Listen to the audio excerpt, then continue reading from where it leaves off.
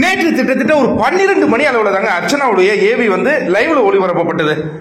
நமக்கு எபிசோட்லேயே முன்னாடி வந்தா கூட லைவ்ல பார்க்கும்போது எப்பா செமையான ஒரு ஏவியா இருந்தது. இது வரைக்கும் இந்த ஃபினாலேல இருந்ததுல பெஸ்ட் ஏவினா கண்டிப்பா அர்ச்சனான்னு சொல்லலாம். அதுக்கு அடுத்தது வந்து மாயா, அதுக்கு அடுத்தது வந்து விஷ்ணு நல்லா இருந்தது, அதுக்கு அடுத்தது தினேஷ் மணி. இந்த மாதிரி அந்த ஏவிக்கள் இருக்கும் பொழுது அர்ச்சனாவின் ஏவி எப்படின்னா, அதாவது அந்த பொண்ணு வந்து ஆரம்ப கட்டத்தில் ஷேக் ஆகுது, பயந்து போயிடுவோம் அப்படிங்கிற ஒரு நிலை வந்து அதுக்கப்புறம் அந்த மொமெண்ட்லாம் மாறுது. இந்த இதெல்லாம் போட்டாங்க, செம்மையா இருக்குது. இன்னொரு விஷயம் என்னன்னா, நம்மளே நிறைய பேர் வந்து ஒரு இடத்துக்கு போறோம் அப்படின்னா நம்மள நிறைய பேர் அட்டாக் பண்ணுவாங்க. அப்ப என்ன பண்ணுவோம்னா நம்ம கிவ் அப் பண்ணுவோம், ஐயோ வேண்டாம் இந்த இடம் நமக்கு வேண்டாம் அப்படின்ட்டு.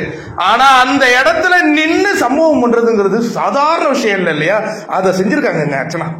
அது வந்து அந்த ஏவி பார்க்கும்போதும் சரி, இந்த பிக் பாஸ் நமக்கு புரிய வைக்கிற ஒரு நிகழ்வு தானே. ஏன்னா அர்ச்சனா வந்து ஆரம்பத்தில் முதல் வாரமே எனக்கு தெரியும் நினைக்கிறேன், அந்த எபிசோட் முடிஞ்சாலும் என்ன அனுப்பிடுங்க நான் போறேங்க அப்படின்னு அந்த கேமராவை பார்த்து பேசிட்டு இருந்த அந்த காட்சிகளை பார்த்தோம். அப்படி இருக்கும் பொழுது இந்த மாதிரியான ஒரு பவுன்ஸ் பேக்கு யாருமே எதிர்பார்த்தது இல்லை, சூப்பர்வா இருந்தது.